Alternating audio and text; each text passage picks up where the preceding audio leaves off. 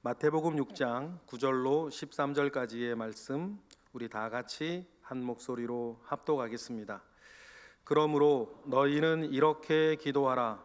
하늘에 계신 우리 아버지여, 이름이 거룩히 여김을 받으시오며 나라가 임하시오며 뜻이 하늘에서 이루어진 것 같이 땅에서도 이루어지이다. 오늘 우리에게 일용할 양식을 주시옵고 우리가 우리에게 죄 지은 자를 사하여 준 것 같이 우리 죄를 사하여 주시옵고 우리를 시험에 들게 하지 마시옵고 다만 악에서 구하시옵소서. 나라와 권세와 영광이 아버지께 영원히 있사옵나이다. 아멘. 여러분에게 하나님이 하나님 되시기를 바랍니다.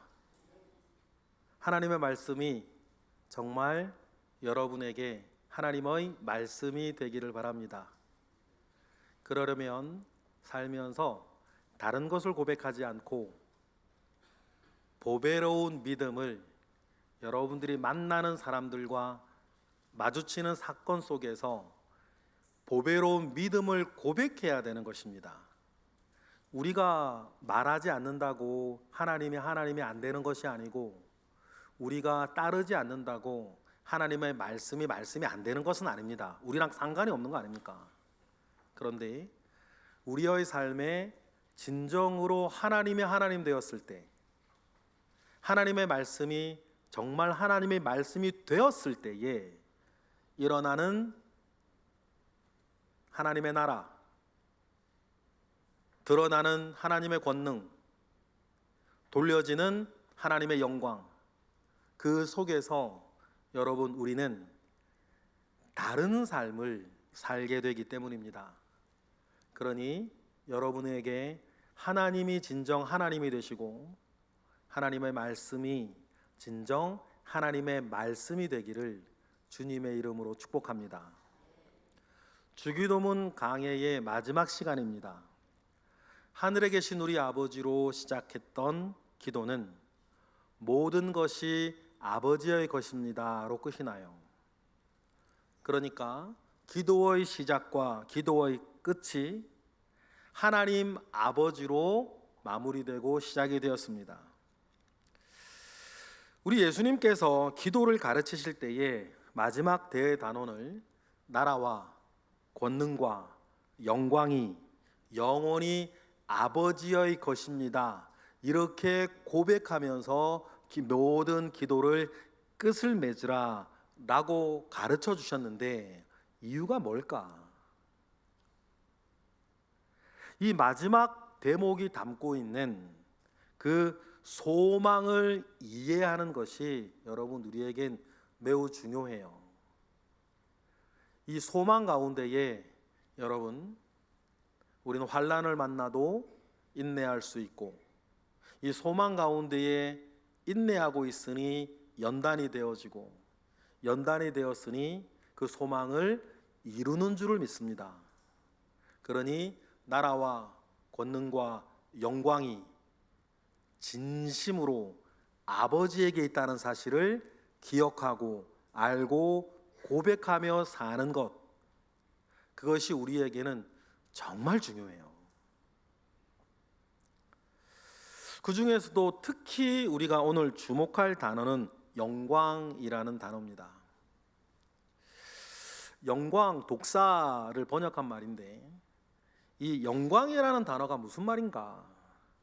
여러분, 영광은 뭐냐면 그 존재를 있는 그대로 인정해 주는 것을 독사, 영광이라 그래요. 예를 들어 이런 겁니다. 여러분들이 정말 맛있어 보이는 냉장 수박을 하나 사서 집에 가서 칼로 쪼개어서 그 수박을 먹는데 정말 시원하고 달고 맛있어요. 그래서 그 수박 보고 야, 이 수박 정말 달고 맛있네 라고 말하는 걸 독사라 그러는 거예요. 영광을 돌린다, 독사조라고 하는 말이 그 말인 거예요. 정말 맛있는 수박을 먹고 이 수박 보고 이 수박 정말 맛있네 라고 말해주는 것을 독사조, 영광을 돌린다, 그 의미입니다. 그러니까 있는 그대로를 말하고 있는 그대로를 인정하는 거예요. 이것이 하나님께 돌려져야 되는 것이고 예수님께서 받으셔야 된다는 겁니다. 중요한 예를 제가 하나 들어볼게요. 예수님 당시에 로마 제국 내에서는 제국의 경제권을 두고 치열하게 싸우던 그 두 민족이 하나 있었는데, 해양 무역을 장악해서 거시경제를 장악하고 있는 헬라인들하고 골목 상권을 장악하고 있던 유대인들이었어요. 이 두 민족은 끊임없이 싸웠습니다. 수백 명, 수천 명씩 죽어나가는 사륙전이 예사로 지역마다 벌어졌어요. 그러니 로마 제국의 입장에서는 유대인과 이 헬라인의 관계를 안정시키는 것이 참 중요한 요소였어요. 그래서 누구라도 로마의 황제가 되면 모든 백성들과 원로원 앞에 선서를 하는 게 있는데, 그때 중요하고 절대 빠지지 않는 선서 서약이 몇 개가 있어요. 첫 번째가 뭐냐면 로마에 있는 빈민들에게 매일 빵을 제공하는 약속이에요. 황제의 사제로. 로마가 100만이 넘는 도시였지 않습니까? 그 당시에도 많은 사람들이 로마로 몰려들어서 로마가 100만이 넘는 도시가 되다 보니까 로마시의 가장 큰 문제는 도시 빈민의 문제가 너무 컸어요. 근데 로마에서 빈민들이 잘못되거나 폭동을 일으키면 제국 전체에 영향이 가기 때문에 로마 황제는 내가 매일 그 모든 빈민들에게 빵을 제공하겠다라고 하는 선서를 해야 돼요. 그리고는 두 번째가 뭐냐면 로마 제국 동쪽에 파르티아 제국이라고 있는데, 로마의 숙적 파르티아로부터 로마의 땅을 지켜내겠다는 선서를 해야 돼요. 그리고 북방 민족이 이제 남하할 때에 갈리아 지방에서 북방 민족을 막아내겠다라고 하는 중요한 선서들을 로마 황제가 될 때 하는데, 맨 마지막에 하는 선서가 뭐냐면 제국 내에 있는 유대인들과 헬라인들의 사이를 안정시키겠다라고 하는 선서를 황제가 될 때 해야 돼요. 그러니 여러분, 로마 제국 내에서 유대인과 헬라인의 관계가 얼마나 안 좋고 원수지간이었으면 그런 선서를 황제가 해야 될 정도였다는 거죠. 유대인과 헬라인은 모든 면에서 제일 멀리 있는 사람들이었어요. 그러다 보니까 성경에서도 종종 나오는 표현이 뭐예요? 유대인에게로부터 헬라인에게까지라. 그 이야기를 성경에서도 자주 표현하는 것은 모든 사람들을 지칭할 때 유대인과 헬라인이면 그 안에 다 들어간다는 거예요. 그 정도로 멀리 있고 유대인의 원수같이 있던 사람들이 헬라인이었는데, 어느 날 이 헬라인들이 유대 땅 예수님을 찾아오는 일이 하나 있어요.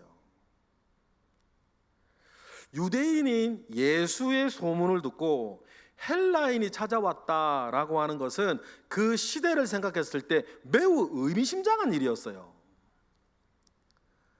그걸 너무나 잘 알고 있던 예수님께서 헬라인이 자기를 찾아왔다라고 하는 이야기를 빌립에게 듣고는 다음과 같이 말씀을 하세요. 요한복음 12장 23절부터 다 같이 시작. 예수께서 대답하여 이르시되 인자가 영광을 얻을 때가 왔도다. 내가 진실로 너희에게 이르노니 한 알의 밀이 땅에 떨어져 죽지 아니하면 한 알 그대로 있고 죽으면 많은 열매를 맺느니라.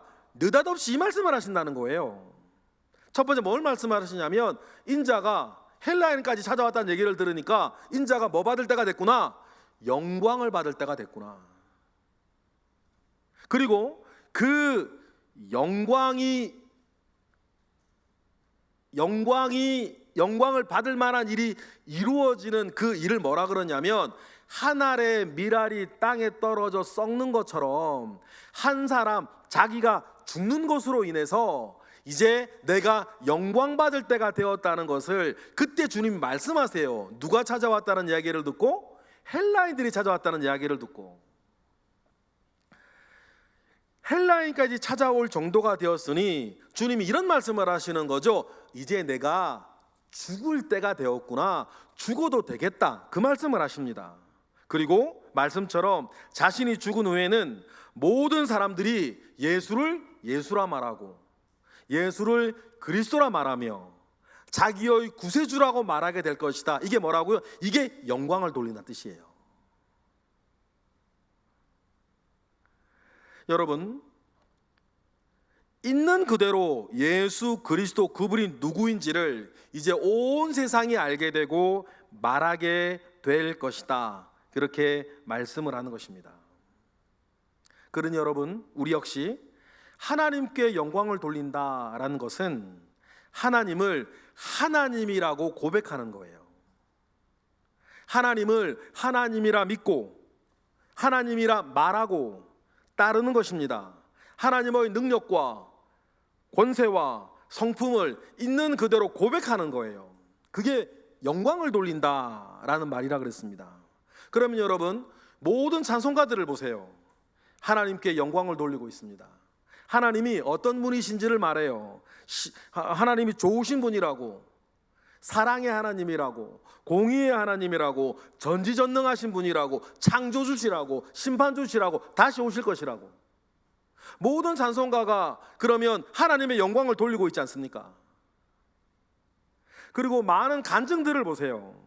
병이 나은 것, 문제가 해결된 것, 사업이 잘 되고 번창한 것들을 이야기를 하는데 사실 그게 문제가 아니고 하나님께서 이 모든 것을 이루신 선하신 분이라는 것을 자랑하는 거 아닙니까? 그런데 예전에는 여러분, 간증을 한답시고 하나님을 자랑하는 게 아니라 결국 자기 자랑, 뭐 자식 자랑, 남편 자랑, 돈 자랑, 이런 것을 하는, 하나님을 빗대어 이런 것을 말하는 간증들이 옛날엔 있었어요. 그런데 여러분, 그건 간증이 아니죠. 자기 자랑하는 거예요. 간증이 뭡니까? 이 모든 일을 이루신 하나님의 선하심과 하나님의 능하심을 말하는 거예요. 그렇다면 여러분, 반대도 있을 거 아닙니까? 일이 잘 되지 않을 때 하나님께 영광 돌릴 수 있습니까?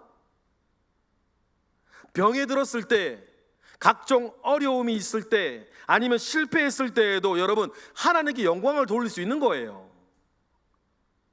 지금은 이렇게 어렵고 힘이 들고 고난 중에 있지만 여전히 나에게 하나님은 좋으신 분이라고,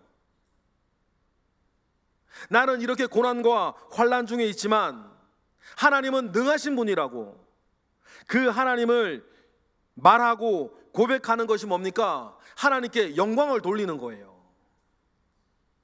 어떤 의미에서 성공 위에서 하나님께 영광을 돌리는 것보다 실패와 좌절 위에 서서 하나님께 영광을 돌릴 수 있는 게 어쩌면 진짜 신앙 고백일 수 있어요. 나는 그 모든 것보다 하나님이면 된다는, 더 좋은 간증일 수 있죠. 그래서 그런지 요즘은 다니엘 기도회나 이런 걸 봐도 간증의 좀 색깔이 바뀌었어요. 자기의 잘된 걸 자랑하는 것보다 나의 힘들고 어려운 중에서도 내가 주님을 사랑하고 주님을 쫓고 있다는 이야기들을 더 많이 하시는 것 같고, 사실 여러분들도 그런 데도 관심을, 더 은혜를 받으시죠. 이런저런 어려움과 실패와 환난이 지금 내게 있다. 그러나 이런 것들이 나에게 문제가 되지 않는다. 왜냐하면 하나님이 살아계시니까, 그분은 내 아버지시니까, 그분은 선하신 분이니까, 결국 하나님께서 이 모든 것을 선하게 바꾸어 주실 것을 아니까. 이렇게 말하며 그렇게 사는 것을 두고 뭐라 그런다고요? 하나님께 영광을 돌린다 말하는 겁니다. 그러면 여러분, 일을 하실 때에도 하나님께 영광을 돌리시기 바랍니다. 나는 하나님의 영광을 위해서 일합니다 라고 말한다면 이것도 똑같은 의미예요. 여러분이 가진 직업과 여러분의 일을 통해서 하나님의 뜻을 이루고 하나님이 얼마나 선하신 분이며 하나님이 이 세상을 얼마나 사랑하시고 하나님께서 이 땅 가운데 공의를 얼마나 드러내고 싶어 하시는지를 여러분의 하고 있는 일을 통해서도 드러내는 것, 그러면 여러분의 일을 통해서도 여러분 하나님께 영광을 돌릴 수 있고, 그것이 여러분 일하는 이유, 여러분들이 사는 이유가 되어야 할 줄로 믿습니다. 그러면 이 땅의 그리스도인들로 이 땅에는 여전히 하나님께 우렁차고 왕성한 영광이 돌려져야만 하는 것 아니겠습니까? 그런데 오늘 이 땅의 현실을 보자고요. 하나님께서 이 땅에서 모든 영광을 받고 계십니까? 하나님을 하나님으로 인정하는 세상입니까? 하나님과 우리 주 예수 그리스도의 은혜와 사랑과 생명이 있는 그대로 말해지고 있습니까? 믿어지고 있나요? 인정되어지고 있습니까? 여러분, 사실 우리가 사는 세상 그렇지 않아요. 하나님을 대적하는 사상과 철학과 사회 흐름이 있습니다. 그 흐름 속에서 우리를 지켜왔던 소중한 권위들과 규범들이 해체되고 있어요. 여기에는 교회도 말씀도 하나님의 권위도 포함됩니다. 심지어 그리스도인들 중에서도 내 느낌, 내 생각, 내 입장, 내 성향에 따라 교회나 하나님의 말씀을 취사 선택하면서 순종해요. 그런 실정이죠. 그러면서 믿는 이들 가운데에 하나님이 하나님 되지 못하고 말씀이 되지 못하고 있는 일들이 종종 있다는 거예요. 마치 하나님과 믿음이 가정의 상비약 같아요. 어려운 일이 있을 때 그냥 찾아가서 그냥 약 바르고 증상만 완화시키려고 하는. 그런데 이런 흐름은 오늘만 있었던 게 아니고 세상이 악에 치닫고 어두워질 때마다 반복되던 일이었어요. 일례로 이사야 선지자 때도 그랬습니다. 이사야 선지자가 살던 시대, 그때 하나님의 백성 이스라엘은 말을 할 수 없을 정도로 부패하였죠. 그들의 삶은 썩은 냄새로 진동을 했어요. 그 와중에도 하나님을 향한 그들의 종교 생활은 계속 이어지고 있었습니다. 그들의 예배는 속죄의 피로 가득했지만 하나님은 그들에게 성전 뜰만 밟고 있을 뿐이라고, 성전 뜰만 밟고 오는 것뿐이라고 말할 정도였습니다. 생명력을 잃은 채 습관을 따라 관성에 의해 유지되어지는 신앙의 전형적인 모습을 가지고 있었어요. 그들의 믿음과 그들의 신앙은 그들의 삶과 별로 관련이 없었습니다. 이유는 간단해요. 왜 그러냐면 하나님에 대한 진지한 의식과 살면서 하나님을 의식하고 바라보는 일이 없는 거예요. 심지어는 예배를 드릴 때도, 여러분은 지금 어떠십니까? 우리 교회단에 소문이 났잖아요. 우리 교회는 예배에 목숨 거는 교회라고. 그런데 이런 예배를 드릴 때에도 저도 그렇고 여러분도 그렇고 우리가 단 하나를 의식하셔야 돼요. 이곳에 임재하신 살아계신 하나님. 여러분, 그걸 잃어버리면 우리가 지금 종교 동아리 활동하는 거지 사람의 모임이 되는 것 아닙니까? 그러나 예배 드리는 이 순간에도 살아계신 하나님이 이곳에 임재하셔서 나의 예배와 우리 모두가 지금 드리고 있는 예배를 받으신다. 그럼 제가 지금 하나님을 대신하여 떠드는 이 말을 들으시고 하나님이 우리 앞에서 흐뭇하실까? 너 지금 무슨 소리 하냐? 그렇게 하실까? 여러분들이 방금 찬양을 하고 기도를 했는데 그 찬양과 기도에 하나님을 의식하고 있었는지, 기도 시간에 눈 감고 기도멍 하고 있었는지 여러분과 하나님만 아는 거예요. 근데 중요한 건 뭐예요? 예배 자리에서도 살아계신 하나님을 의식하며 이 자리에 있는 것, 그 의식이 훈련이 되고 연단이 되어져서 여러분들이 살아갈 때에도 하나님 아버지를 의식하며 사는 것. 요셉을 보세요. 보디바르의 아내가 이렇게 수작을 걸어올 때에 요셉이 나에게 잘해주는 보디발 장군에게 미안해서 어떻게 그럽니까? 이건 윤리가 아니고 도덕이 아니고 사람의 도리가 아닙니다. 그런 말 하지 않았어요. 뭐라 그랬죠? 내가 어찌하여 하나님 앞에 득죄하리까 그랬거든요. 그러면 요셉은 언제 어디서나 자기가 사는 동안에도 하나님을 의식하며 살았던 거예요. 그것이 우리가 알고 있는 요셉이 되게 한 것 아닙니까? 이 자리에 있는 그 누구보다도 고난과 밑바닥의 삶을 뚫어와야 했던 요셉이, 우리가 알고 있는 모든 사람들이, 여기 있는 대부분의 부모님들이 우리 아이들은 요셉처럼 되기를 원한다고, 술사란 얘기인데, 그게 그 요셉이, 우리가 알고 있는 그 요셉이 되어진 가장 근본은 언제 어디서 누구와 무엇을 하든 살아계신 하나님을 의식하며 살았다는 거예요. 그런데 이사야의 시대에는 전혀 그러지 않았어요. 예배는 예배고 삶은 삶이고, 어쩌면 그들도 이렇게 말했는지 몰라요. 어떻게 그렇게 삽니까? 요즘 세상이 바뀌었는데. 말씀은 말씀이고 설교는 설교지, 어떻게 그러고 삽니까? 그렇게 세상 못 산다고. 다른 기준을 가지고 그들은 살았어요. 그렇게 해서는 못 산다고. 그러니 하나님께서 그들에게 다음과 같이 책망하시면서 화를 선포하셨어요. 우리 이사야 5장 말씀 보실까요? 20절부터.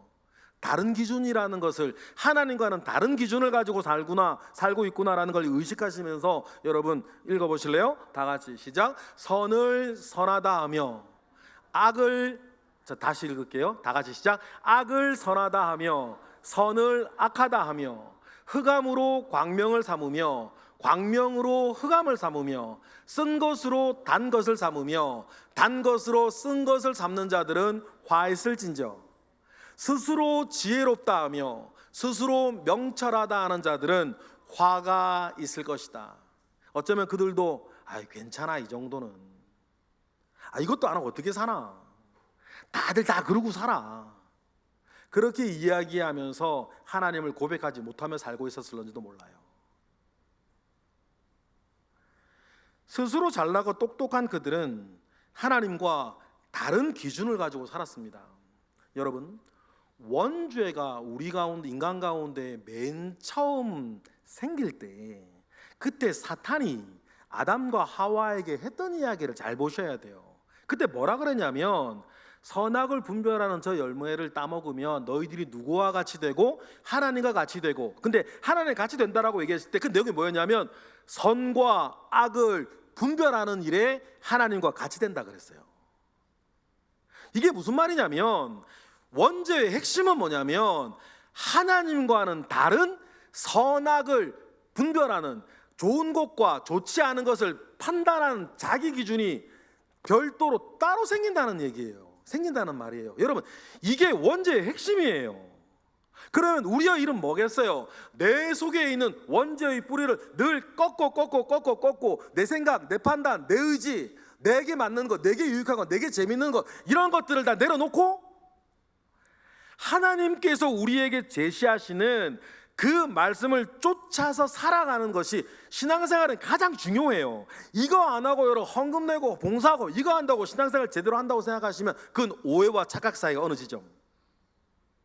신앙생활의 핵심은 여러분 선악을 판단하는 기준을 나로부터 누구에게로? 하나님께로 옮겨가는 일이에요. 이것이 안 되면 여러분 신앙생활, 교회생활 하실 때 너무너무 불편하실 거예요. 부담스럽고 귀찮고 어렵고 하기 싫은데, 생기는 거 하나 없는데 나만 하는 것 같고, 이게 뭐 유익이 있나? 공부하는 데 도움이 돼, 성적을 올리는 데 도움이 돼, 돈을 버는 데 도움이 돼. 그래서 자꾸 우리 속에서는 원죄가 가져다주는 또 다른 선과 악을 구별하는 기준 가운데에서 어두운 것을 밝다 말하고, 선을 악을 선이라 말하고, 선을 악이라 말하고, 하나님은 이렇게 말씀하시는데 자꾸 저렇게 되기를 원하고, 하나님 말씀을 저렇다 얘기하는데 자꾸 이렇다고 생각하기를 원하고. 여러분, 그 마음과 싸우는 것이 신앙생활의 핵심이에요. 하나님은 선과 악을 두고 유익한 것과 무익한 것을 두고 하나님 아버지 앞에 고집 부리는 이스라엘 백성들을 뭐라고 부르셨냐면 목이 곧은 백성이라 그랬어요. 마차나 손수레를 끌고 가야 하는데, 그러면 짐승을 앞에 떼어 끌고 가게 합니다. 그 마부가 긴 막대기나 말고삐를 쥐고 길 따라, 목적지를 따라 방향을 틀어야 되는데, 이 짐승이 목이 곧으면 마부의 말을 듣지를 않아요. 고집을 부립니다. 기싸움을 해요. 소도 말도 나귀도 자기 이유가 있을지도 몰라요. 자기 이유가 있겠죠. 소가 자꾸만 앞으로 오른쪽으로 틀어야 되는데 소가 자꾸 앞으로 가려고 그러면 앞에 풀이 있겠지. 그런데 여러분, 분명한 건 뭡니까? 가야 할 길을 아는 건 마부다. 소가 아는 게 아니고, 말이 아는 게 아니고, 나귀가 아는 게 아니고, 가야 할 길을 아는 것은 마부 아닙니까? 그러면 마부가 이끌고 가자는 대로 가야 되는데, 이 목이 곧은 짐승은 안 가는 거예요. 여러 가지 수십 가지 이유를 들고, 마치 어쩌면 우리들처럼 수십 가지 이유를 대면서 안 하는 거예요. 그러니 이스라엘이 그러고 있을 때 하나님이 그들을 향하여서 목이 곧은 백성이요, 그렇게 한탄을 하셨습니다. 그러니 여러분, 이러한 목이 곧은 백성들 가운데에 말씀을 전하던 이사야 선지자는 좌절했어요. 전해도 안 된다는 겁니다. 이 사람들이 말을 듣지를 않아요. 왜냐하면 자기들의 이유들이 너무나 많았으니까. 그런데 이사야에겐 그래도 그 어려울 때에 자기를 알아주고 일이, 하나님의 일이 되게끔 이게 도와주고 함께 동행하던 왕이 있었는데, 그 왕이 누구냐? 우시야라는 왕이었어요. 이사야는 긴 시대를 살았는데 우시야부터 히스기야, 므낫세까지 이렇게 긴 시간을 살았던 것 아닙니까? 근데 처음에 자기와 함께 이제 선한 일을 도모하던 사람이 우시야 왕이었는데, 우시야 왕이 막 개혁 운동을 일으키는데 그 개혁 운동이 다 완수되기도 전에 우시야가 죽어요. 그러니 이사야가 어떻게 되겠어요? 좌절하는 거예요. 아, 이제 이스라엘은 끝이 났다. 우시야마저 죽었으니 이스라엘은 끝이 났다. 이사야가 주저앉습니다. 여러분, 그때 이사야를 일으킨 이가 하나님이셨어요. 그런데 하나님이 이사야를 어떻게 일으키시냐면 하나님의 영광을 보여주세요. 여러분, 제가 가끔 말씀드리는 얘기 있어요. 새는 하늘만 보면 날고 싶다. 물고기는 물만 보면 헤엄치고 싶고, 들짐승은 들만 보면 달리고 싶다. 누가 하라고 그러는 것도 아니고 누가 끌고 다니는 것도 아닌데 자기 생긴 게 그런 거예요. 새는 하늘만 보면 날고 싶고, 바다는 물만 보면 헤엄치고 싶고, 들짐승은 들만 보면 달리고 싶은 건 자기 생긴 게 그렇다는 거예요. 그러면 여러분은, 우리 모두는 어느 때 쉬어지십니까? 어느 때 행복하고, 어느 때 힘이 나며, 어느 때 회복이 되세요? 이사야가 있습니다. 이사야가 좌절했어요. 낙심했습니다. 힘 다 빠졌습니다. 그런데 이사야는 분명한 게 맛있는 건 먹는다고 회복되는 사람이 아니에요. 좋은 데 가서 쉰다고 회복되는 게 아닙니다. 좋은 거 구경하고 다닌다고 이사야가 회복되는 게 아니에요. 이사야에게 그런 건 쉼이 아니에요. 이사야가 회복되어지는 건 단 하나, 그는 하나님의 사람이니 하나님의 영광을 보니까 회복되는 거예요. 우시야가 죽습니다. 이사야가 주저앉았어요. 그때 하나님께서 다른 거 이야기하지 않으세요. 보실까요? 이사야 6장 1절부터 3절 다 같이 시작.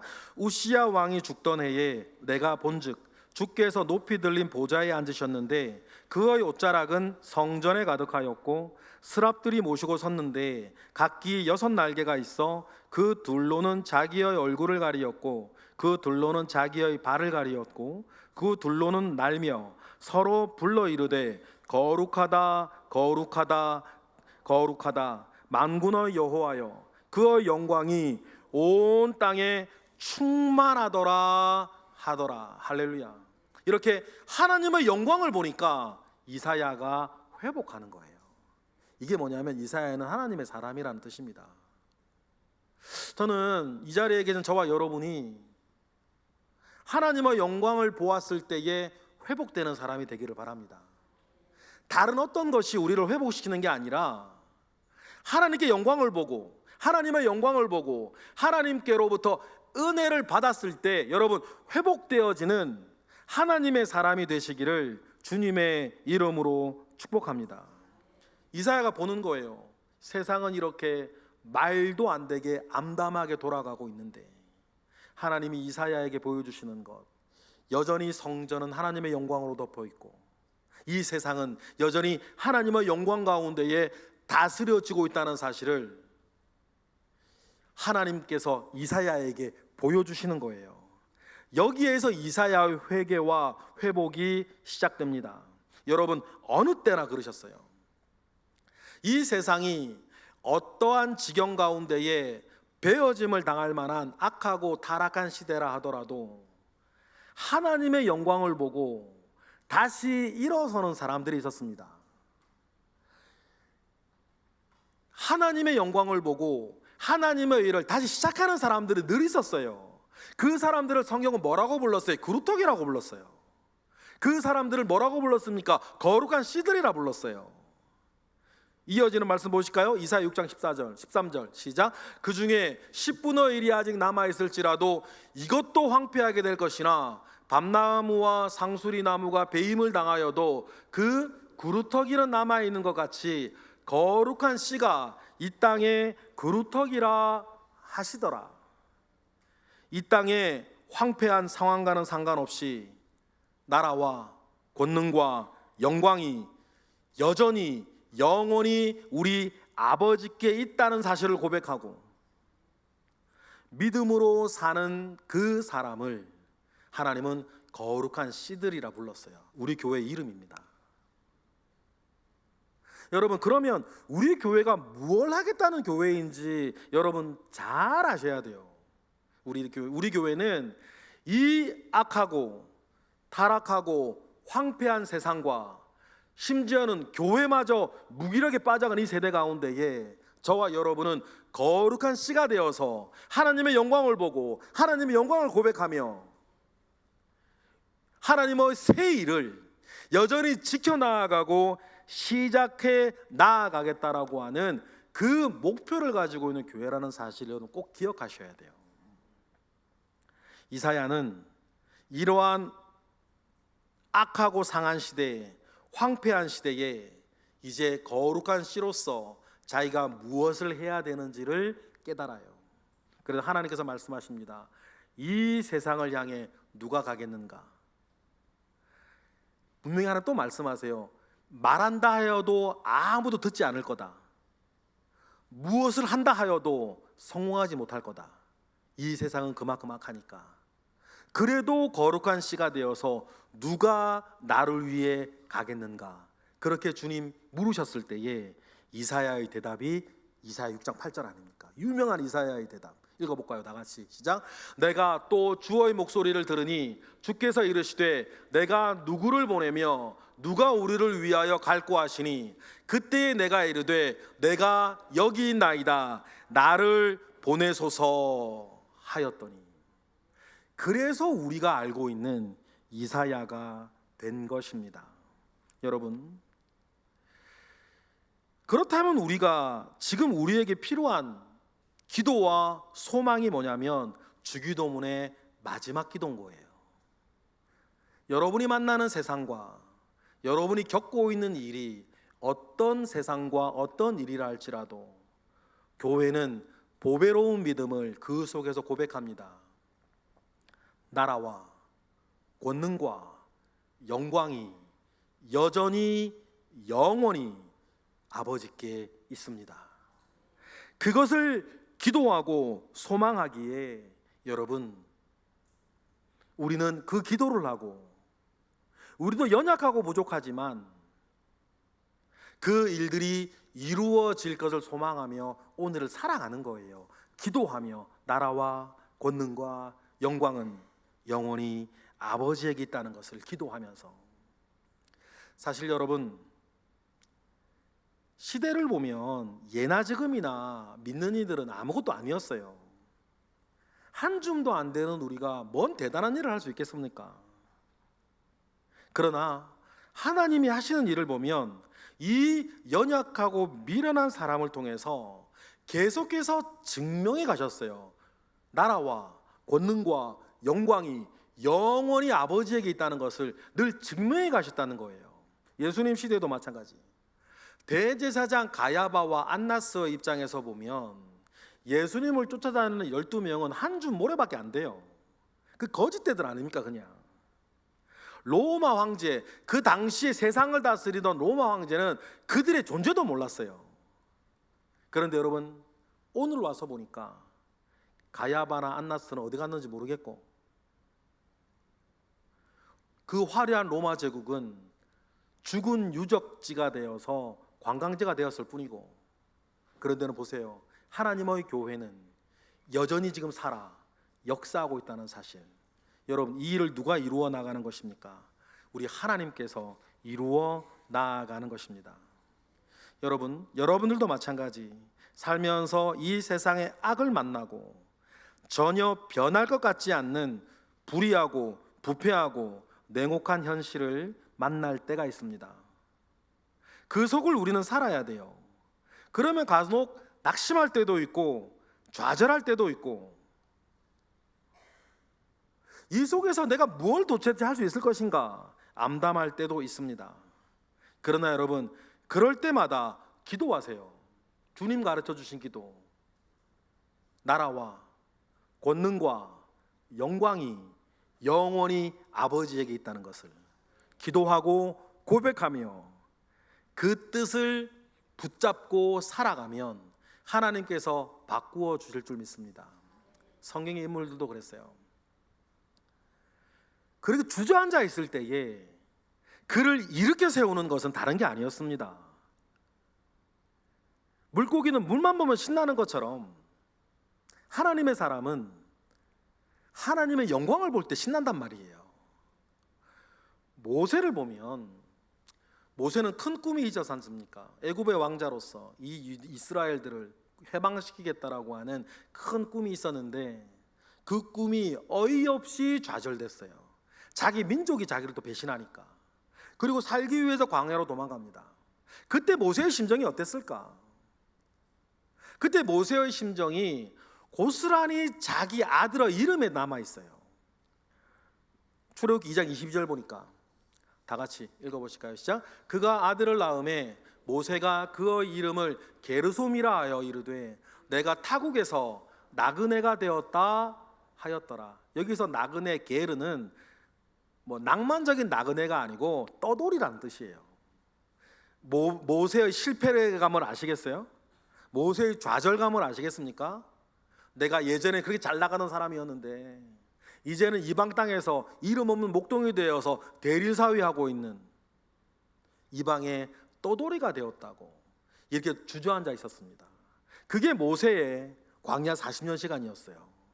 그래도 여러분 잘 아시지 않습니까? 그 모세를 하나님께서 이렇게 세우십니다. 불붙은 떨기나무 아래서 모세를 이렇게 세우세요. 그리고 오늘 우리가 알고 있는 그 모세가 되게 하셨습니다.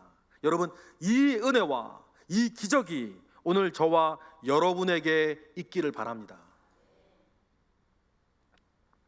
그리고는 여러분, 머지않아 하나님은 나라와 권능과 영광이 자기에게만 있다는 것을 이 모든 세상에 드러내실 것입니다.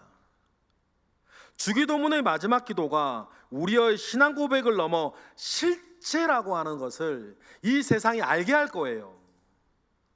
그 영광을 가지고 그 권능을 가지고 주님이 다시 이 땅에 오실 것이라 약속을 하셨으니까.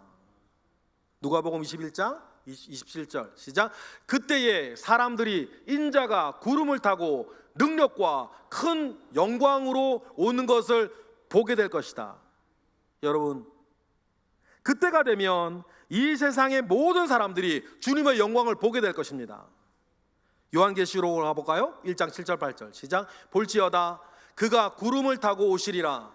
각 사람의 눈이 그를 보겠고 그를 찌른 자들도 볼 것이요 땅에 있는 모든 족속이 그로 말미암아 애곡하리니 그러하리라. 아멘.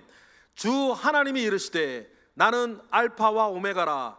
이제도 있고 전에도 있었고 장차 올 자요 전능한 자라 하시더라 말하면서 하나님께서 그 모든 권능과 그 모든 영광 가운데에 하나님의 나라를 가지고 이 땅에 다시 오실 것이라 약속하셨습니다. 그러면 여러분, 모든 것이 끝이 날 거예요. 이 세상의 죄악도 끝이 나고 이 세상도 끝이 나고,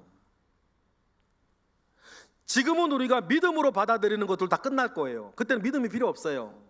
모든 것이 실제가 됐으니까.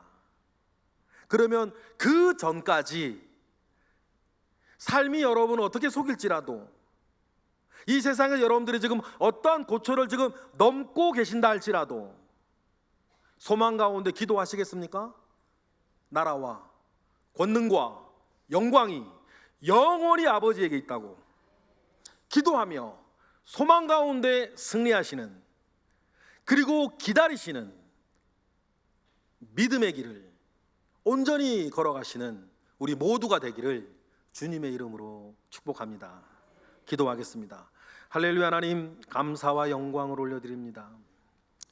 우리에게 큰 소망, 마지막 소망 주셨으니 그 나라가 우리 가운데에 권능과 영광 가운데 다시 올 때까지 우리에게 주어진 삶에서 하나님을 의식하고 소망 가운데 기도하며 늘 살아가게 하옵소서.